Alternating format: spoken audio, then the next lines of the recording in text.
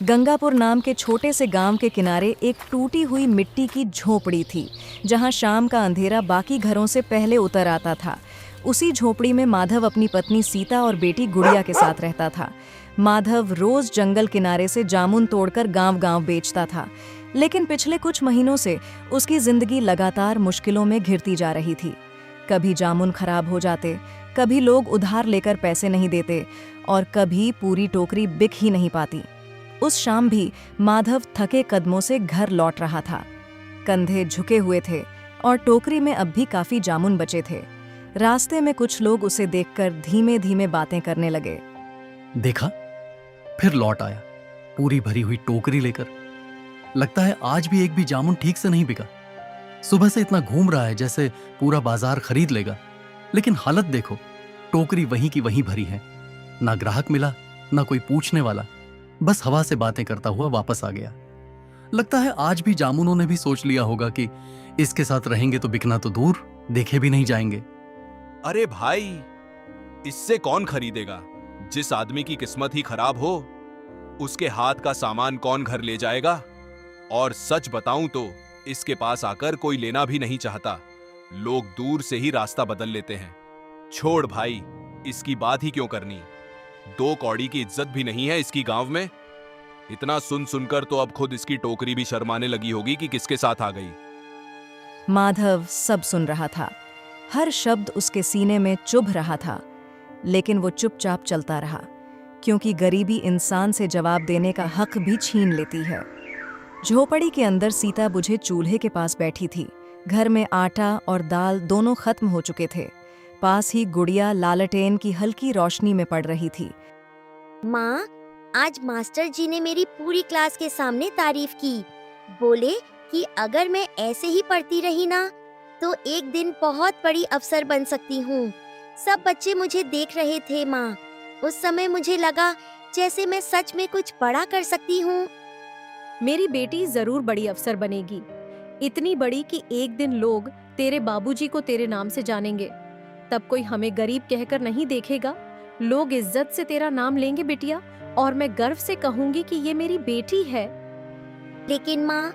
क्या हुआ बिटिया, इतनी चुप क्यों बैठी है? स्कूल में किसी ने कुछ कहा क्या? तू तो हमेशा हंसती रहती है, फिर आज तेरी आंखों में इतनी उदासी क्यों है? मास्टर जी ने कहा है कि अगर कल तक फीस जमा नहीं हुई तो मुझे परीक्षा में नहीं बैठने देंगे। मैं बहुत देर तक खड़ी रही, लेकिन कुछ बोल ही नहीं पाई। तू चिंता मत कर, तेरे बाबूजी आते ही होंगे। आज कुछ ना कुछ इंतजाम जरूर हो जाएगा।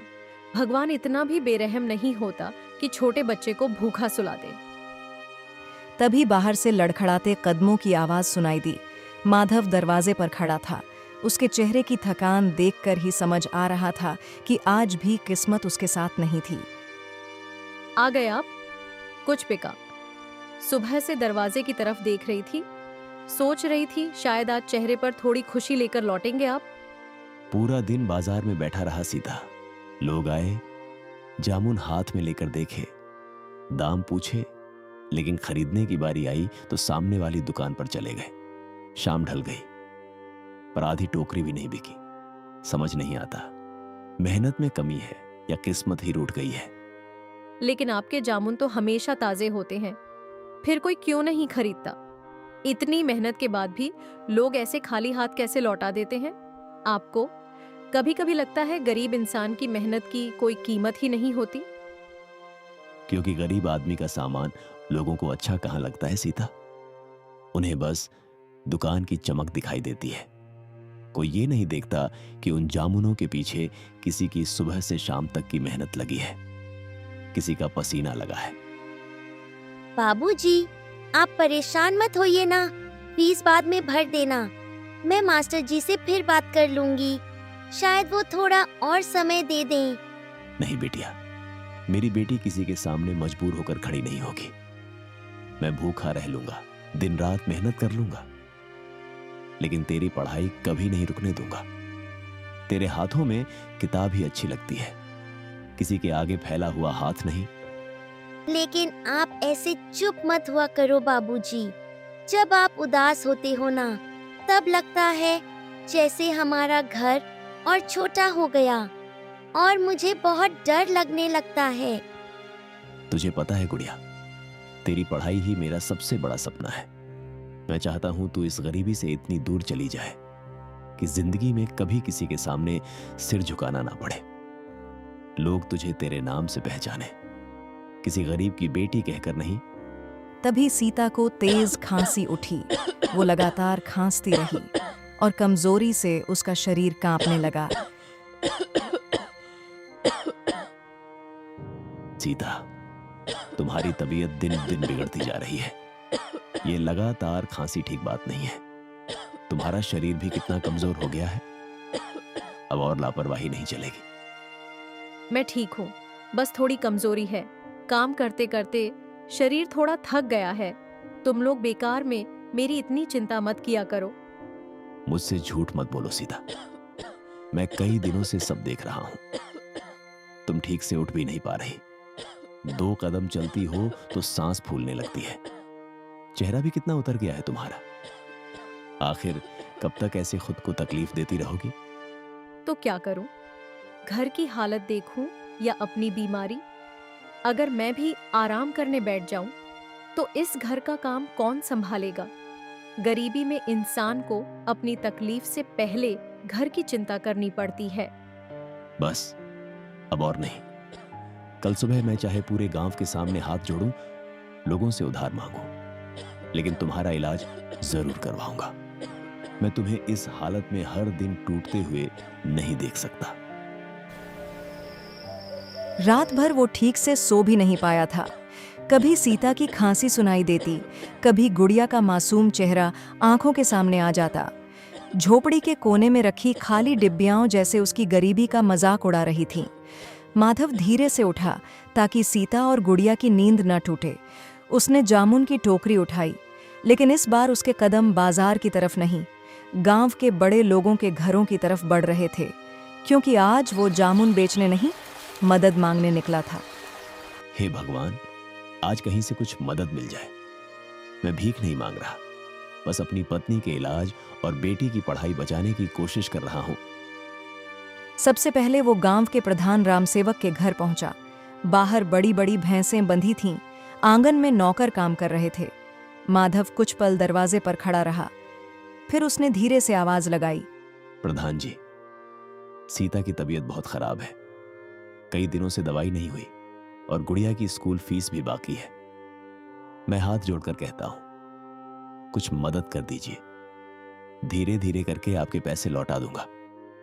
माधव, तुम लोग भी ना कमाल करते हो। खुद कमाने का कोई ठिकाना नहीं, लेकिन सपने आसमान छूने वाले। कभी कहते हो बेटी को अफसर बनाना है, कभी कहते हो बीवी का बड़ा इलाज कराना है। अरे भाई, सपने देखने से पेट नहीं भरता, उसके लिए औकात भी चाहिए होती है। गरीब आदमी सपना भी ना देखे क्या? प्रधान जी, मेरी बेटी पढ़ना चाहती है। मैं उसका भविष्य खराब नहीं होने देना चाहता। भविष्य? अरे माधव, तुम्हारे जैसे गरीब लोगों का भविष्य तो मजदूरी से शुरू होता है और उसी मजदूरी में खत्म हो जाता है। ये किताबें, स्कूल, बड़े सपने, ये सब बड़े घरों के बच्चों पर अच्छे लगते हैं। तुम लोग जितना ऊपर चढ़ने की कोशिश करते हो ना, उतनी जोर से जिंदगी नीचे पटक देती है। प्रधान जी, मैं आपकी हर बात सह लूंगा, लेकिन मेरी बेटी के सपनों का मजाक मत उड़ाइए। सुनो माधव, मेरे पास इतने फालतू पैसे नहीं हैं कि हर रोते बिलखते आदमी पर दया दिखाता फिरूं। ऊपर से पूरे गांव में तुम्हारी बदनसीबी के किस्से मशहूर हैं। लोग कहते हैं जिस काम में तुम हाथ लगाते हो वहां बरकत नहीं, नुकसान होता है। अब बताओ, मैं अपनी मेहनत की कमाई तुम्हें देकर अपनी मुसीबत क्यों बुलाऊं? इतना कहकर प्रधान अंदर चला गया। माधव काफी देर तक वहीं खड़ा रहा। उसकी आंखें दरवाजे पर टिकी थीं, जैसे अभी कोई बाहर आएगा और कहेगा, रुको माधव, मैं मदद कर देता हूं। प्रधान के घर से निकलने के बाद माधव काफी देर तक सड़क पर खड़ा रहा। उसके सामने जामुन की टोकरी रखी थी, लेकिन उसका दिल पूरी तरह टूट चुका था। उसे समझ नहीं आ रहा था कि गरीब इंसान मदद मांगे भी तो आखिर किससे। सेठ ने भी मदद नहीं की। लोग कहते हैं ना, वो गरीबों को उधार देते हैं, सबकी मदद करते हैं। लेकिन आज जब सच में मुझे जरूरत थी तब किसी ने हाथ तक नहीं बढ़ाया। क्यों करते हैं लोग ऐसा? जब आदमी के पास सब कुछ होता है तब सब साथ खड़े रहते हैं, लेकिन जैसे ही वक्त खराब होता है ना, लोग नजरें तक फेर लेते हैं। अब लगता है मुझे राजकुमार के पास जाना पड़ेगा। राजकुमार मुझे मना नहीं करेगा। हम दोनों बचपन के दोस्त हैं। कितनी बार उसने खुद कहा था, माधव, जिंदगी में कभी जरूरत पड़े ना तो सबसे पहले मेरे पास आना। उसकी इतनी फैक्ट्रियां चलती हैं, इतना बड़ा कारोबार है। अगर वो थोड़ी मदद कर देगा तो सीता का इलाज भी हो जाएगा और गुड़िया की फीस भी भर दूंगा। माधव की आंखों में हल्की उम्मीद जगी। यही सोचते हुए माधव पहली बार अपने दोस्त राजकुमार के बड़े बंगले पर पहुंचा। बाहर बड़ी बड़ी गाड़ियां खड़ी थीं, नौकर इधर उधर घूम रहे थे और ऊंचे गेट देखकर ही माधव के कदम रुक गए। उसने हिचकते हुए दरवाजा खटखटाया। थोड़ी देर बाद अंदर से शालिनी बाहर आई। माधव कुछ पल चुप रहा। उसके लिए मदद मांगना आसान नहीं था। भाभी, राजकुमार घर पर है क्या? मुझे उससे बहुत जरूरी काम था। नहीं, वो फैक्ट्री गए हैं, शाम तक आएंगे। लेकिन बात क्या है माधव भैया, आप इतने परेशान क्यों लग रहे हो? भाभी, आप तो जानती ही हो, कभी जामुन बेचकर, कभी पानी पूरी का ठेला लगाकर जैसे तैसे घर चलता है। लेकिन इस बार हालत बहुत खराब हो गई है। सीता कई दिनों से बीमार है, दवाई तक नहीं करवा पा रहा, और गुड़िया, उसकी स्कूल की फीस बाकी है। मास्टर ने कह दिया है कि अगर पैसे नहीं जमा हुए तो उसे परीक्षा में नहीं बैठने देंगे। मुझे कुछ पैसों की जरूरत थी भाभी। माधव भैया, रिश्ते सिर्फ पैसों से नहीं चलते। और आपको क्या लगता है, फैक्ट्री होने का मतलब ये है कि घर में पैसों की बारिश होती रहती है? आप लोगों को बस बाहर की चमक दिखाई देती है, अंदर का नुकसान नहीं। मैं समझता हूं भाभी, लेकिन मजबूरी में ही आपके दरवाजे आया हूं। और एक बात कहूं, थोड़ी शर्म भी होनी चाहिए इंसान में। जिगरी दोस्त की पत्नी के सामने हाथ फैलाते हुए आपको जरा भी शर्म नहीं आई। आज पैसे चाहिए तो चले आए, कल फिर कुछ और जरूरत होगी तो आ जाओगे। अगर राजकुमार घर पर भी होते ना तो वो भी यही कहते, अब आप जाइए यहाँ से। माधव बिल्कुल शांत खड़ा रहा। शालिनी की हर बात उसके दिल में तीर की तरह चुभ रही थी, लेकिन उसने कोई जवाब नहीं दिया। उसने बस धीरे से सिर झुका लिया और भारी कदमों से वहां से निकल गया। इस बार उसकी चाल में थकान नहीं, पूरी टूटन थी। चलते चलते वह गांव से दूर जंगल वाले रास्ते तक पहुंच गया। वहां एक पुराना कुआं था जहां अक्सर कोई नहीं आता था। उसने टोकरी नीचे रखी और खाली नजरों से जमीन को देखने लगा। शायद सच में गरीब आदमी की कोई इज्जत नहीं होती। जब तक इंसान किसी काम का होता है ना, लोग उसे अपना कहते हैं, लेकिन जैसे ही वक्त खराब आता है, वही लोग ऐसे पराये हो जाते हैं जैसे कभी जानते ही ना हो। आज पहली बार लगा कि गरीबी पेट से ज्यादा दिल तोड़ती है। तभी वहां एक बूढ़ी औरत धीरे धीरे चलती हुई आई। उसके कपड़े पुराने थे, चेहरे पर थकान साफ दिखाई दे रही थी। वह कुछ देर तक माधव की भरी हुई जामुन की टोकरी को देखती रही, फिर आकर माधव के पास खड़ी हो गई। बेटा, बहुत भूख लगी है, सुबह से कुछ नहीं खाया। ये जामुन कितने के दोगे? अम्मा, 20 रुपए पाव हैं, लेकिन आप रहने दीजिए। ये ऐसे ही ले लीजिए। आपकी तबीयत ठीक नहीं लग रही। सब ठीक है ना? आप बहुत कमजोर लग रही हो। हाँ बेटा, ठीक हूँ, बस जिंदगी से थक गई हूँ। घर पर मेरा आदमी भी बीमार पड़ा है, उसे भी इन जामुनों की ज़रूरत है, लेकिन मेरे पास तुम्हें देने के लिए कुछ नहीं है। समझ नहीं आ रहा क्या करूँ। अम्मा, ये पूरी टोकरी ले जाओ। मुझे पैसे नहीं चाहिए। मैं गरीब जरूर हूं, लेकिन इंसान अभी भी हूं। अगर मेरे जामुन किसी बीमार के काम आ जाए तो उससे बड़ी बात क्या होगी। चलो, मैं आपके घर तक छोड़ देता हूं। अकेले आपसे ये टोकरी भी नहीं उठेगी। ठीक है बेटा, आ जाओ मेरे पीछे। माधव टोकरी उठाकर उसके पीछे पीछे चलने लगा। दोनों धीरे धीरे जंगल के अंदर पहुंच गए। कुछ देर बाद बूढ़ी औरत एक टूटी हुई झोपड़ी के सामने रुक गई। यही है मेरा घर। छोटा ज़रूर है बेटा, लेकिन कई सालों से यही मेरी दुनिया है। अब अंदर आ जाओ। वो अंदर चली गई। माधव भी टोकरी लेकर उसके पीछे अंदर पहुंचा, लेकिन अंदर का नजारा देखकर उसके होश उड़ गए। बाहर से टूटी दिखने वाली झोपड़ी अंदर से पूरी सोने की बनी हुई थी। चारों तरफ सोने के सिक्के, पैसों के ढेर और चमचमाती चीजें रखी थीं। माधव डर और हैरानी से कांपने लगा। अम्मा, ये सब क्या है? अभी तो यहाँ कुछ भी नहीं था। ये घर, ये रोशनी, मैं कुछ समझ क्यों नहीं पा रहा। माधव, मैं तुम्हें अपने सारे राज नहीं बता सकती, लेकिन इतना ज़रूर कह सकती हूँ, आज तक इस दुनिया में बहुत कम लोग ऐसे मिले हैं जिन्होंने खुद भूखे रहकर किसी दूसरे का पेट भरने की सोची हो। तुम चाहो तो मुझसे 3 इच्छाएं मांग सकते हो। मैं तुम्हारी तीनों इच्छाएं पूरी करूंगी। 3 इच्छाएं? नहीं अम्मा, मुझे कुछ समझ नहीं आ रहा। मैं अपनी पत्नी से बात करके आता हूं। इतनी बड़ी बात का फैसला मैं अकेले नहीं कर सकता। ठीक है, मैं तुम्हें पूरे 24 घंटे का समय देती हूँ, लेकिन ध्यान रखना माधव, अगर 1 मिनट भी देर हुई ना तो ये मौका हमेशा के लिए खत्म हो जाएगा। माधव घबराकर वहां से बाहर निकला और पूरी ताकत से अपने घर की तरफ भागने लगा। माधव कुछ पल तक चुप खड़ा रहा। उसे समझ नहीं आ रहा था कि जो उसने देखा वो सच था या सपना। क्या हुआ माधव? सब ठीक तो है? आपका चेहरा इतना उतरा हुआ क्यों लग रहा है? कहीं फिर किसी ने कुछ कह दिया क्या? सीता, अगर मैं तुमसे कहूं कि मैंने आज ऐसी चीज देखी है जो शायद इस दुनिया में हो ही नहीं सकती, तो क्या तुम यकीन करोगी? साफ साफ बताइए, हुआ क्या है? आप मुझे और डरा रहे हैं। आपकी आंखों में अजीब सा डर दिखाई दे रहा है। माधव ने धीरे धीरे जंगल, बूढ़ी औरत, सोने से भरी झोपड़ी और 3 इच्छाओं वाली पूरी बात सीता को बता दी। सीता सुनती रही, लेकिन उसके चेहरे पर डर साफ दिखाई देने लगा। माधव, ये सब सुनने में ही अशुभ लग रहा है। भला कोई अनजान औरत किसी को यूं ही 3 इच्छाएं क्यों देगी? दुनिया में बिना मतलब कोई 1 रुपया तक नहीं देता, और वो आपको सब कुछ देने को तैयार है। मुझे ये सब ठीक नहीं लग रहा। मैं भी यही सोच रहा हूं, लेकिन सीता, अगर ये सच हुआ ना तो हमारी जिंदगी बदल सकती है। गुड़िया की पढ़ाई, तुम्हारा इलाज, अपना घर, सब ठीक हो सकता है। शायद पहली बार भगवान ने हमारी सुन ली हो।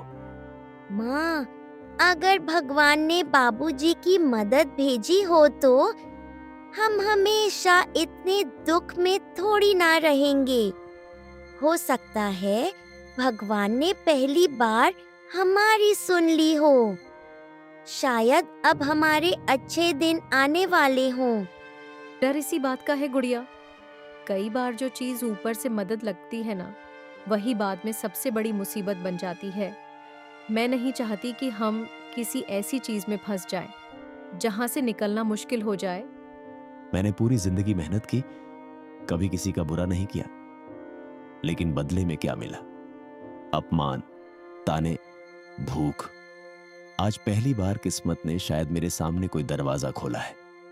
अगर अब भी पीछे हट गया ना तो शायद जिंदगी भर पछताऊंगा। मैं नहीं चाहता कि गुड़िया भी हमारी तरह मजबूरी में जिए।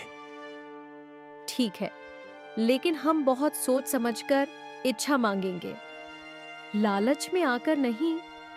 हमें बस उतना चाहिए जिससे हमारा घर सम्मान से चल सके। हाँ, मैंने भी यही सोचा है। हम सिर्फ 2 इच्छाएं मांगेंगे, तीसरी अपने पास बचा कर रखेंगे। पता नहीं आगे कब जरूरत पड़ जाए। जिंदगी का भरोसा नहीं सीता, कब कौन सी मुसीबत सामने आ जाए। अगले दिन सुबह माधव फिर जंगल की तरफ निकला। उसके कदम भारी थे, लेकिन दिल के अंदर उम्मीद अब भी बाकी थी। कुछ देर बाद वो उसी झोपड़ी के सामने खड़ा था। दरवाजा अपने आप धीरे धीरे खुला। बूढ़ी औरत अंदर बैठी मुस्कुरा रही थी, जैसे उसे पहले से पता हो कि माधव वापस जरूर आएगा। तो सोच लिया तुमने? हाँ, मैं अपनी पहली इच्छा मांगने आया हूं। मैंने बहुत सोच लिया अम्मा। अब मैं अपने परिवार को इस हालत में और नहीं देख सकता। बोलो, क्या चाहिए तुम्हें? मुझे इतना चाहिए कि मेरी पत्नी और बेटी सम्मान से जी सके। मेरी बेटी की पढ़ाई कभी ना रुके और हम भूख और बीमारी से लड़ते लड़ते ना मरे। मैं महल या दौलत नहीं मांग रहा अम्मा, बस इतना चाहता हूं कि मुझे ऐसा काम मिल जाए जहां मैं अपनी मेहनत से कमा सकूं। मैं जादू से मिली दौलत नहीं, अपनी मेहनत की कमाई चाहता हूं। तुम्हें पता है माधव, ज्यादातर लोग पहली इच्छा में ताकत, दौलत और दुनिया का सबसे अमीर इंसान बनने की चाह रखते हैं। लेकिन तुमने मेहनत से कमाने का रास्ता मांगा, अपने परिवार की खुशियां मांगी, अपने लिए कुछ नहीं। शायद इसलिए क्योंकि मैंने गरीबी अकेले नहीं झेली। मेरे साथ मेरा परिवार भी हर दिन टूटा है। जब अपनी बेटी की आंखों में आंसू दिखते हैं ना, तब इंसान अंदर से पूरी तरह हार जाता है। तुम्हारी पहली इच्छा पूरी होगी माधव, लेकिन याद रखना, हर इच्छा अपने साथ कुछ बदल कर जरूर जाती है। गांव के बाजार के पीछे जो बंद पड़ी छोटी दुकान है, आज से वो तुम्हारी हुई और उसके अंदर इतना सामान होगा कि तुम्हारी पत्नी अपना सिलाई का काम शुरू कर सके। अब जाओ, तुम्हारी किस्मत बदलनी शुरू हो चुकी है। उसने अपनी लकड़ी जमीन पर टकराई। अचानक झोपड़ी के अंदर तेज हवा चलने लगी।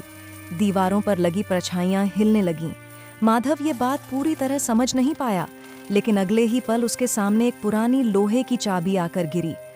माधव कांपते हाथों से वो पुरानी चाबी लेकर झोपड़ी से बाहर निकला। जंगल से वापस गांव की तरफ आते हुए उसका दिल जोर जोर से धड़क रहा था। उसे अब भी यकीन नहीं हो रहा था कि जो कुछ हो रहा है वो सच है। घर पहुंचते ही सीता दरवाजे पर आ गई। क्या हुआ? आप इतने चुप क्यों हैं? उस बूढ़ी औरत ने आखिर आपसे क्या कहा? जब से लौटे हैं आपका चेहरा बदला बदला सा लग रहा है। ऐसा लग रहा है जैसे मन में कोई बहुत बड़ी बात छुपा रखी हो। माधव ने बिना कुछ बोले अपनी मुट्ठी खोली और चाबी की तरफ इशारा किया। ये चाबी किस चीज की है माधव? इतनी पुरानी चाबी, और आप इसे ऐसे पकड़कर क्यों देख रहे हैं? कहीं उस औरत ने आपको किसी मुसीबत में तो नहीं डाल दिया? उसने कहा, बाजार के पीछे जो बंद दुकान है वो अब हमारी है और उसके अंदर सिलाई का पूरा सामान रखा है। सीता, मुझे खुद समझ नहीं आ रहा कि ये सपना है या सच। इतने सालों में पहली बार लग रहा है कि शायद भगवान ने हमारी सुन ली। माधव, आपको सच में लगता है कि मैं इतनी आसानी से ये सब मान लूंगी? भला आज के समय में कोई यूं ही किसी गरीब आदमी को दुकान दे देता है क्या? दुनिया में लोग 2 वक्त की रोटी तक एहसान समझकर देते हैं, और यहाँ पूरी दुकान। मुझे डर लग रहा है, कहीं आप किसी धोखे में तो नहीं आ गए? हम जैसे गरीब लोगों के हिस्से में इतनी बड़ी खुशियां इतनी आसानी से कहाँ आती हैं? मुझे खुद भरोसा नहीं हो रहा, लेकिन अगर ये सच हुआ ना, तो शायद पहली बार गुड़िया को दूसरों के सामने झुकना नहीं पड़ेगा। शायद अब उसे फीस के लिए रोना नहीं पड़ेगा, और शायद पहली बार हमें भी इज्जत की जिंदगी मिले। थोड़ी देर बाद तीनों बाजार की तरफ चल पड़े। बाजार के पीछे एक कोने में सच में एक पुरानी बंद पड़ी दुकान थी, जिसके दरवाजे पर बड़ा सा ताला लगा था। अचानक ताला अपने आप खुल गया, फिर दरवाजा भी धीरे धीरे खुलने लगा। तीनों डरते डरते अंदर गए और अंदर का नज़ारा देखकर सन्न रह गए। वहाँ नई सिलाई मशीनें, रंग बिरंगे कपड़े, धागे, कैंचियाँ और लकड़ी की अलमारियाँ रखी थीं। ऐसा लग रहा था जैसे वो दुकान सालों से उन्हीं का इंतजार कर रही हो। ये कैसे हो सकता है? कल तक तो यहाँ चारों तरफ धूल और जाले लगे थे। मैंने अपनी आंखों से इस दुकान को टूटा हुआ देखा था। दीवारों का रंग तक उखड़ा हुआ था, और आज देखिए इतना सारा नया सामान, सब कुछ बिल्कुल चमक रहा है। माधव, सच बताइए, कहीं हम कोई सपना तो नहीं देख रहे? मैंने कहा था ना, वो औरत साधारण नहीं थी। उसकी आंखों में कुछ अलग था। ऐसा लग रहा था जैसे उसे पहले से हमारी तकलीफ पता हो, जैसे वो हमारे दर्द को महसूस कर सकती हो। मैंने कभी सपने में भी नहीं सोचा था कि एक दिन मेरी भी अपनी दुकान होगी। सालों तक दूसरों के पुराने कपड़े सिलती रही, रात रात भर जागकर काम किया। कितनी बार लोगों ने पूरे पैसे तक नहीं दिए, कितनी बार अपमान सहकर भी मुस्कुराना पड़ा, क्योंकि मजबूरी थी, घर चलाना था। लेकिन आज आज पहली बार ऐसा लग रहा है कि शायद भगवान ने हमारी सुन ली। शायद हमारी किस्मत सच में बदलने लगी है। अब सब ठीक होगा, धीरे धीरे सही, लेकिन हमारी जिंदगी बदल जाएगी। अब हमारी बेटी को वो दर्द नहीं सहना पड़ेगा जो हमने सहा है। हाँ, लेकिन पता नहीं क्यों मेरे मन में अभी भी एक अजीब सा डर है माधव। सब कुछ बहुत जल्दी बदल रहा है। इतनी खुशियाँ एक साथ मिल रही हैं कि विश्वास ही नहीं हो रहा। कहीं ऐसा ना हो कि ये सब अचानक हमसे छिन जाए। मैं अब फिर से टूटना नहीं चाहती। डर मत, हमने किसी का बुरा नहीं किया। हम बस मेहनत और किस्मत से आगे बढ़ रहे हैं। जिस खुशी से किसी को तकलीफ ना हो उसे भगवान भी नहीं छीनते। हमने किसी का हक नहीं छीना, न किसी को रुलाकर अपने घर में खुशियां लाई हैं। जो मिला है वो हमारी मेहनत, सब्र और ऊपर वाले के आशीर्वाद से मिला है। इसलिए दिल में डर नहीं, भरोसा रखना चाहिए। कुछ ही दिनों में सीता की दुकान पूरे गांव में चलने लगी। वो बहुत सुंदर सिलाई करती थी, इसलिए आसपास के गांवों से भी लोग आने लगे। उधर माधव अब सिर्फ जामुन नहीं बेचता था, उसने बाजार में छोटा सा ठेला भी लगा लिया था। पहली बार उनके घर में लगातार चूल्हा जलने लगा। गुड़िया के चेहरे पर भी अब डर की जगह खुशी दिखने लगी थी। लेकिन गांव में बातें भी शुरू हो चुकी थीं। धीरे धीरे ये बातें राजकुमार और शालिनी के कानों तक भी पहुंच गईं। उस शाम शालिनी बाजार के रास्ते पर अपनी नौकरानी के साथ खड़ी थी। तभी उसने सीता को नई साड़ी में बाजार से लौटते हुए देखा। ये सीता है ना? इतने अच्छे कपड़े। कल तक जिसके पास पहनने को ढंग की साड़ी नहीं थी, आज देखो। हाँ, अब तो उनकी दुकान भी चल रही है। सुना है गुड़िया का शहर के बड़े स्कूल में दाखिला होने वाला है। पूरा गांव अब उनकी तारीफ कर रहा है। इतनी जल्दी? कल तक मदद मांगने आए थे और आज इतने पैसे। कुछ ना कुछ बात जरूर है। इतनी जल्दी किस्मत नहीं बदलती। शाम को जब राजकुमार फैक्ट्री से घर आया, तभी शालिनी ने उसे सारी बातें बतानी शुरू की। सुनिए, आपको अपना बचपन का दोस्त माधव याद है क्या? वही माधव जो हमेशा आपके साथ रहा करता था। हाँ, क्या हुआ उसे? बहुत जल्दी किस्मत बदल गई उसकी। अब उसकी पत्नी की दुकान चल रही है, बेटी बड़े स्कूल में जाएगी और सुनने में आया है कि घर में खूब पैसा भी आने लगा है। इतनी जल्दी कोई इतना ऊपर कैसे उठ सकता है? लेकिन ये सब इतनी जल्दी कैसे हो गया? मैंने तो सोचा था वो अभी भी संघर्ष कर रहा होगा, अभी भी अपनी हालत सुधारने की कोशिश में लगा होगा। इतना बड़ा बदलाव इतनी जल्दी, ये बात समझ नहीं आ रही। यही तो मैं भी सोच रही हूँ। जिस आदमी के पास कल दवाई के पैसे नहीं थे, वो अचानक ऊपर कैसे उठ गया? मुझे तो कुछ छुपा हुआ लग रहा है। राजकुमार के चेहरे पर अब जलन साफ दिखने लगी थी। कुछ ही दिनों में सीता की सिलाई की दुकान पूरे इलाके में मशहूर हो गई। दूर दूर से लोग कपड़े सिलवाने आने लगे। गुड़िया का शहर के बड़े स्कूल में दाखिला भी हो गया। जो बच्ची पहले फीस ना देने पर क्लास से बाहर खड़ी रहती थी, आज वही नई किताबें और साफ यूनिफॉर्म में स्कूल जा रही थीं। उसे देख माधव की आंखें भर आतीं। देखा सीता, हमारी बिटिया अब किसी से कम नहीं लगेगी। मैंने हमेशा चाहा था कि इसे वो जिंदगी मिले जो हमें कभी नहीं मिली। अब शायद इसका भविष्य हमारे जैसा अंधेरा नहीं रहेगा। हाँ जी, पहले लोग हमें देखकर ताने मारते थे, कोई ठीक से बात तक नहीं करता था। गांव की औरतें भी मुझे नीचा दिखाने का मौका ढूंढती रहती थीं। लेकिन जब से घर में पैसे आए हैं, वही लोग अब इज्जत से बात करने लगे हैं। अब हमारी बिटिया भी बड़े प्राइवेट स्कूल में पढ़ेगी, अच्छे कपड़े पहनेगी और अपने सपने पूरे करेगी। शायद उस बूढ़ी अम्मा की दुआ ही थी जिसकी आपने मदद की थी। तभी भगवान ने हमारी किस्मत बदलनी शुरू की है। उसी शाम सीता ने मिठाई का डिब्बा उठाया। ये मिठाई लेकर कहाँ जा रही हो? राजकुमार भैया के घर। आखिर इतने सालों का रिश्ता है। गुड़िया के शहर के बड़े स्कूल में दाखिले की इतनी बड़ी खुशी अपने लोगों के साथ बांटनी चाहिए ना। माधव कुछ पल चुप रहा। उसे शालिनी की बातें अब भी याद थीं। ध्यान से बात करना, हर इंसान दूसरे की खुशी देखकर खुश नहीं होता।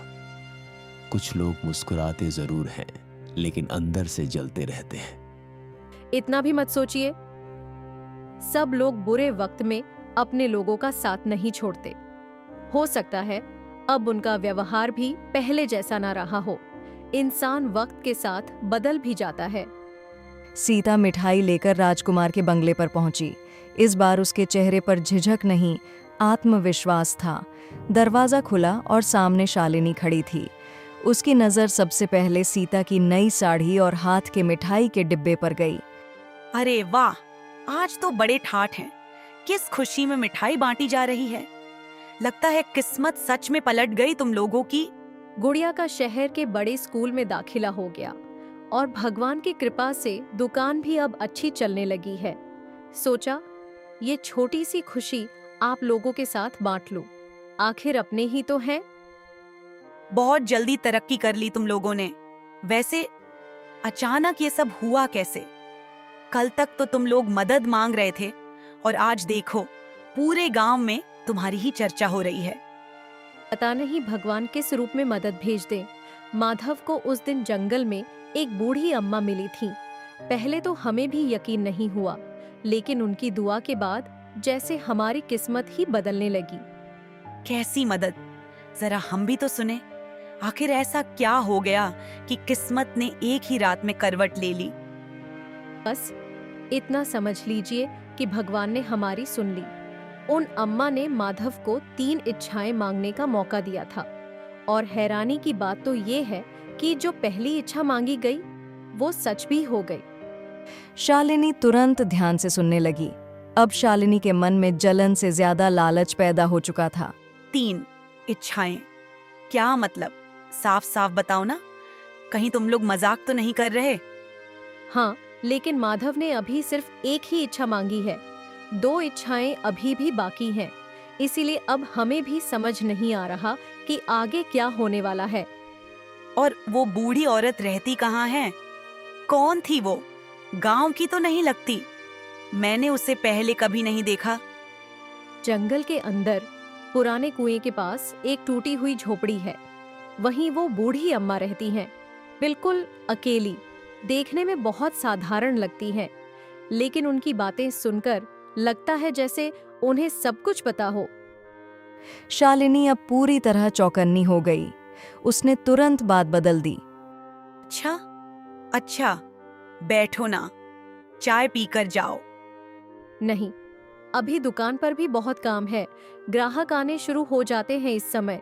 बस सोचा पहले आप लोगों को मिठाई दे दूं और ये खुशखबरी बता दूं। सीता वहां से चली गई, लेकिन जाते जाते वो ये नहीं देख पाई कि शालिनी की आंखों में अब अजीब सी चमक आ चुकी थी। उसी रात राजकुमार घर लौटा। शालिनी उसका इंतजार ही कर रही थी। तुम्हें पता भी है तुम्हारा दोस्त माधव हम सबसे कितना बड़ा राज छुपा रहा था। अब क्या हुआ? तुम इतनी घबराई हुई क्यों लग रही हो? आखिर बात क्या है शालिनी? उसकी तरक्की मेहनत से नहीं हुई। जंगल में कोई बूढ़ी औरत है जो इच्छाएं पूरी करती है। माधव सिर्फ एक इच्छा में दुकान और पैसा ले आया। सोचो, अगर तीनों इच्छाएं हम मांग लें तो। पहले तो राजकुमार को विश्वास नहीं हुआ, लेकिन धीरे धीरे उसके मन में भी लालच बढ़ने लगा। तुम्हें पूरा यकीन है? कहीं तुमने कुछ गलत तो नहीं समझ लिया? जो तुम कह रही हो, क्या वह सच में बिल्कुल वैसा ही है? सीता खुद बता कर गई है। कल तक जिनके पास खाने को नहीं था, आज वही लोग हमसे ऊपर उठने लगे। अगली सुबह दोनों जंगल की तरफ निकल पड़े। पुराने कुएं के पास वहीं टूटी झोपड़ी दिखाई दी। अंदर वही बूढ़ी औरत बैठी थी। तो तुम लोग आ ही गए? हमें भी 3 इच्छाएं चाहिए, जैसे आपने माधव की मदद की। माधव यहाँ खाली हाथ नहीं आया था। वह मेरी भूख के लिए जामुन लेकर आया था, दिल साफ लेकर आया था। तुम दोनों क्या लेकर आए हो जो आज यहाँ आकर इतना सब पाने की कोशिश कर रहे हो? हम बाद में आपको बहुत कुछ देंगे। आपकी हर इच्छा पूरी करेंगे और आपके लिए एक विशेष स्थान भी बनवाएंगे।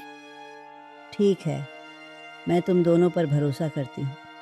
बताओ, तुम्हें क्या चाहिए? इतनी देर से तुम दोनों जिस बात को घुमा फिरा कर कह रहे हो, अब साफ साफ बता दो।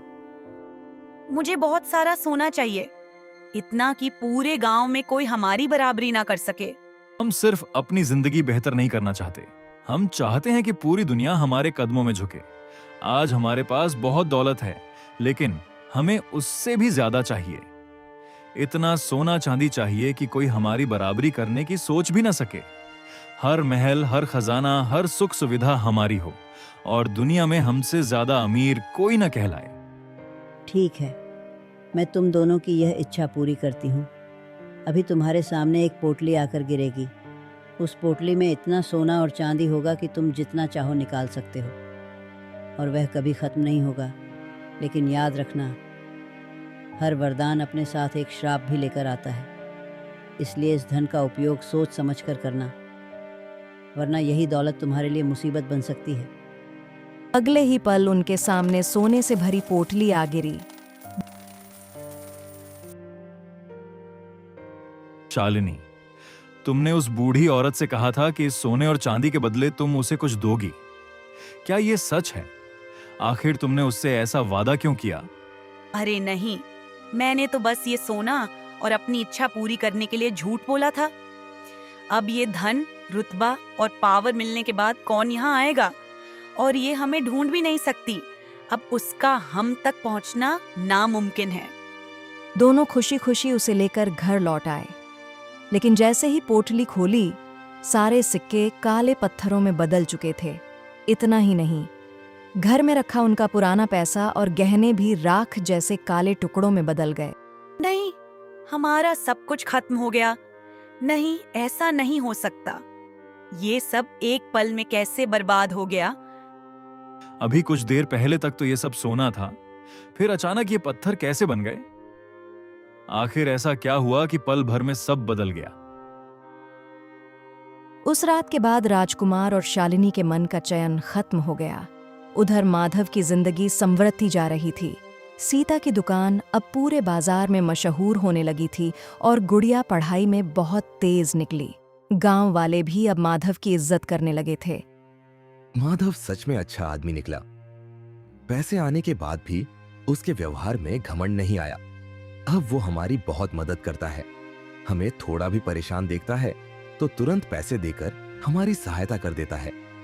उसने तो हमें उस सेठ के पास भीख मांगने तक नहीं जाने दिया। सच में वो बहुत अच्छा इंसान है। जब उसके पास पैसे नहीं थे तब हमने उसे बहुत बुरा भला कहा था, उसकी गरीबी का मजाक भी उड़ाया था। लेकिन आज समझ आया कि वो गरीब नहीं था, वो तो एक अनमोल हीरा था, और हीरा आखिर हीरा ही रहता है। हाँ भाई, हमने माधव के साथ बहुत बुरा किया था, लेकिन अब हम उसे गांव का मुखिया बनाएंगे। गांव को उसी जैसे ईमानदार और नेक इंसान की जरूरत है। और उसका दोस्त राजकुमार, उसे अपने पैसों का बड़ा घमंड था, लेकिन आज वो मुश्किलों में गिर गया है। सच ही कहते हैं, जो होता है अच्छे के लिए होता है। आखिर में अच्छाई की ही जीत होती है और घमंड की हार। गांव वाले भी अब माधव की इज्जत करने लगे थे। ये बातें राजकुमार को अंदर तक चुभ जातीं। एक रात वो चुपचाप माधव के घर पहुंचा। माधव आंगन में बैठा आसमान देख रहा था। अरे राजकुमार, इतनी रात को? माधव, अब मुझसे कुछ मत छुपा। सच सच बता, उस बूढ़ी औरत ने तेरी मदद क्यों की? आखिर उसने तुझमें ऐसा क्या देखा जो बिना किसी स्वार्थ के तेरे साथ खड़ी हो गई? क्योंकि जब वो मिली थी तब वो भूखी थी, और मैंने बिना सोचे अपनी पूरी जामुन की टोकरी उसे दे दी। उस समय मुझे अपनी भूख से ज्यादा उसकी भूख बड़ी लगी। और तुझे जरा भी डर नहीं लगा? तेरे अपने घर में खाने के लिए मुश्किल से 2 वक्त की रोटी थी, फिर भी तूने किसी अनजान इंसान की मदद करने से पहले एक बार भी नहीं सोचा? डर लगा था, लेकिन शायद इंसान की असली परीक्षा वही होती है जब उसके पास खुद कुछ ना हो, फिर भी वो बांटना चुने। लालच से मिला धन कभी सुख नहीं देता राजकुमार, लेकिन मेहनत और नेकी से मिली छोटी खुशी भी इंसान को चैन दे जाती है। राजकुमार चुप हो गया। पहली बार उसे समझ आया कि उसके और माधव के बीच फर्क पैसे का नहीं, सोच का था। राजकुमार की आंखें झुक गईं। आज उसे समझ आ गया था कि असली दौलत सोना नहीं, इंसान का साफ दिल होता है। नमस्ते दोस्तों, मैं हूँ निधि। अगर कहानी पसंद आए तो लाइक ज़रूर करें